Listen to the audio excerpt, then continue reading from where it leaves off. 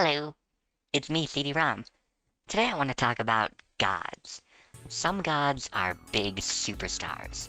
Zeus, Odin, Quetzalcoatl. These names are constantly referenced in source after source, book after book, poem after poem, song after song, and statues of them still stand tall to this day.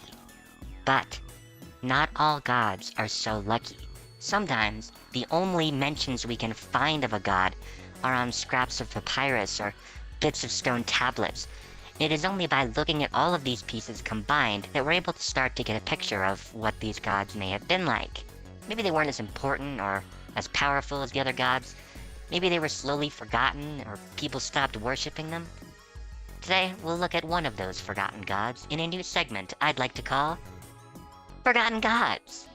Let's translate some ancient Sumerian stone tablets, and once again, meet some prehistoric furries, as I, CD-ROM, introduce you to the powerful rat goddess, the priestess of all things creepy and crawly, Nin-Kilim. So first of all, as with many gods, there is an important question to ask right from the get-go. Was Nin-Kilim a man, a woman, or something else?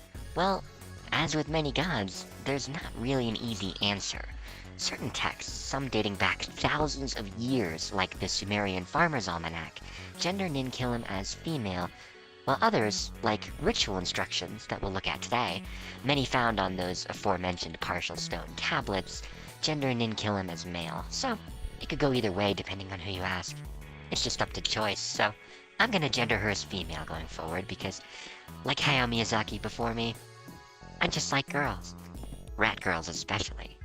If you don't know much about the Sumerian culture, that's okay. What's important to know is that Sumerians are one of the first civilizations ever to spring up, and the key facet that held them together was farming. Over 10,000 years ago, Sumerian people domesticated animals, selectively bred crops, and grew beans, wheat, peas, and barley. They plowed fields with oxen, used irrigation, and even developed tools like wagons and pickaxes. If you've ever made a Minecraft village, it was sort of like that. Now, take a note of what crops they grew. Wheat, barley, beans. What do these crops have in common? They can dry easily and stay safe to eat for a long, long time. The Sumerians developed pottery to dry and store crops over the winter, and even in the event of a bad season, there could still be enough to get through, just waiting in storage. They may have been roughing it, but they had a pretty good thing going. Chilling on the Tigris and Euphrates, eating barley out of handmade bowls. That's the life, man. That's nice. But the Sumerians had an enemy that cannot be stopped with arrows, swords, or even spears. Not another civilization, no. Bigger than that. Their enemy? Pestilence.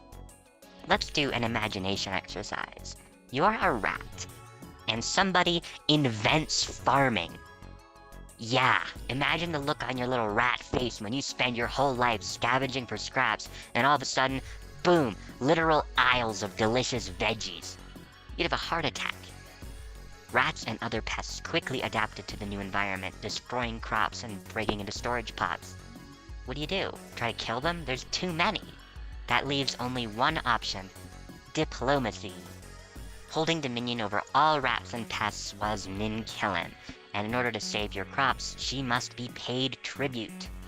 In some stone tablet scraps, we can read some partial prayers that reference her. One meant to be read while giving an offering to the gods read, "Accept, O great Lord Adad, King of Plenty, eat the tasty food, drink the sweet liquid. Show goodwill to this plot of land you created." Then a missing piece. Then, the great dogs of Nin-Kilim, locust, devourer, pest, bug, whose mouths are a tempest, and their teeth a deluge. Wow, that goes hard. I wish my teeth were a deluge. Another reads, "Get rid of the great dogs of Nin-Kilim, mice whose mouths are a deluge, and come around to this plot of farmland and take them away. Seize them by the hands and take them off to the land of the heavens. Roast them by command of Marduk." This one I have mixed feelings about. I like the talk of their little rat hands, but I would prefer we not roast anybody. Next, it's hard to believe we still have this after thousands of years, but the next stone tablet actually explains how to perform the ritual, so you can do it yourself. There are a couple pieces missing, but we can get the gist. Mostly what's missing are proper nouns or the names of objects we don't understand. Here it is. The farmer takes something and stands it upright wherever the field is. He buries something at the corners of the field, top and bottom.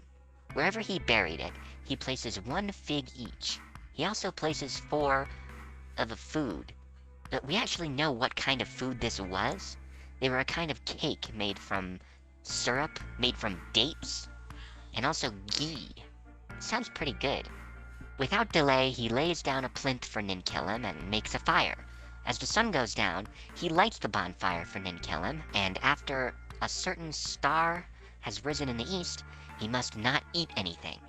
He uncovers his head, strips off his some type of garment, bares his chest, and beats something. I have no idea what he beats here after stripping. I'll let you guess. Then the farmer is supposed to say, "Oh, Nin-Kilim, you have received your fodder. Summon your dogs and be gone." And just like that, the rats would be banished from ever entering that field. Probably. I mean, it must have worked or they wouldn't have kept doing it. Given how reliant the Sumerians were on agriculture, it makes a lot of sense to have a god of vermin. It doesn't seem like she was an inherently evil or wicked god. Rather, she was simply one who, like all gods, demanded respect and tribute from those who didn't want to face her wrath. I wonder why she was forgotten about. We'll talk more about Sumerian gods in the future, but for now, I hope that serves as a nice introduction to one of my favorite goddesses. If you know of any other rat gods, or frankly rat girls in general, you know where to reach me. Thanks for watching. Just want to end the video with a quick shout out to all of my rat girls out there. Sav G, Livia H, Chris H, G Swishes, and Jesse S. Thank you for your support on Patreon. You too can join the Patreon with tiers starting at just $1, you know, if you feel like it.